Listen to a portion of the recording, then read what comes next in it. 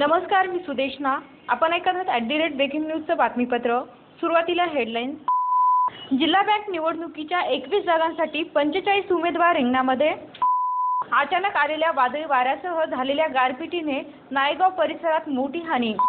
महिलांवर अत्याचाराचे सत्र सुरूच. देगलूरात एका चिमुरडीवर सामूहिक अत्याचार. 3 आरोपी ताब्यात. नांदेड जिल्ह्यातील टंचाई संदर्भात मंत्रालयीन पथकाने घेतला आढावा. लाचखोर विस्तार अधिकारी व पर्यवेक्षिका अटकेत. लाचलुचपत प्रतिबंधक विभागाची कार्यवाही. आता बातमीपत्र विस्ताराने.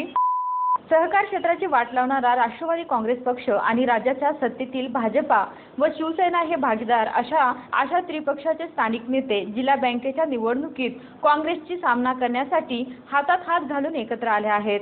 या त्रिपक्षीय नेत्यांच्या पॅनलचे नेतृत्व खासदार भास्करराव पाटील खतगावकर, आमदार प्रताप पाटील चिखलीकर, बापूसाहेब गोरटेकर यांच्याकडे आहे. शुक्रवारी दुपारी अर्ज मागे घेण्याची मुदत संपल्यानंतर संचालकाच्या 21 जागांसाठी 45 उमेदवार निवडणूक रिंगणात उभे राहिले आहेत. त्याचवेळी काँग्रेस आमदार डी.पी. सावंत यांनी कुठलाही ठपका नसलेल्या नव्या चमूच्या बँक बचाव पॅनलची घोषणा केली. या निवडणुकीसाठी वेगवेगळ्या मतदारसंघातून 112 उमेदवारी अर्ज वैध ठरले होते. माघारीच्या अंतिम मुदतीपर्यंत काही दिग्गजांसह 67 जणांनी माघार घेतली. गुरुवारी मध्यरात्री केवळ 15 ते 20 मिनिटे वादळी वाऱ्यासह झालेल्या गारपिटीने नायगाव व नरसी परिसरात होत्याचे नव्हते झाले असून अचानक आलेल्या या आसमानी संकटामुळे नायगाव व नरसी परिसरात हाहाकार उडाला असून शेतकऱ्याचे मोठे नुकसान झाले आहे. महामार्गावरील विद्युत खांबे मोडल्यामुळे नायगाव शहराचा विद्युत पुरवठा तब्बल 18 तास खंडित झाला होता. यात जीवितहानी झाली नसली तरी आर्थिक नुकसान मात्र प्रचंड झाले आहेत. बेमोसमी पावसाने सर्वसामान्य नागरिकांसह शेतकऱ्यांचे कंबरडे मोडले आहेत. गुरुवारी रात्री 12:45च्या दरम्यान अचानक जोरदार वादळी वारे सुटले. निसर्गाचा हा रौद्र अवतार सुरू असतानाच गारपीट झाली. यात असंख्य घरावरील टीनपत्रे पतंगासारखी आकाशात उडाल्याने संसार उपयोगी साहित्य भिजले व अनेक गरिबांचा संसार उघड्यावर पडला.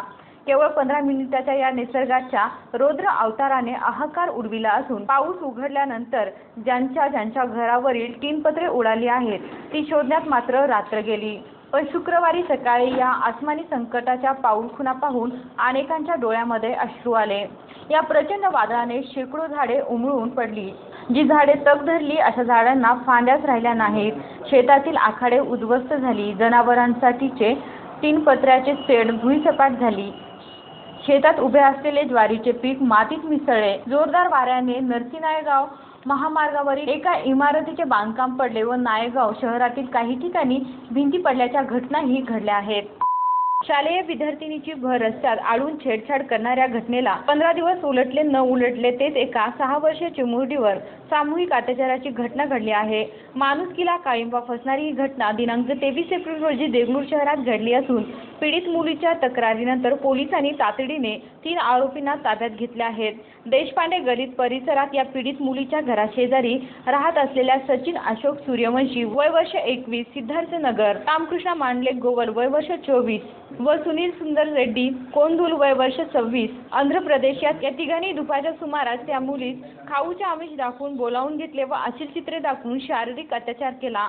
मुलीस शारीरिक त्रास सुरू झाल्यानंतर तिने झालेला प्रकार मातापित्यांना सांगितला.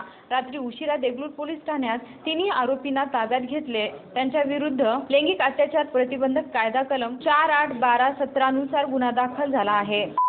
जिल्ह्यात टंचाई निवारण उपाययोजनेअंतर्गत सुरू असलेल्या कामाचा शुक्रवारी मंत्रालयीन स्तरावरील वरिष्ठ अधिकाऱ्यांच्या पथकाने आढावा घेतला.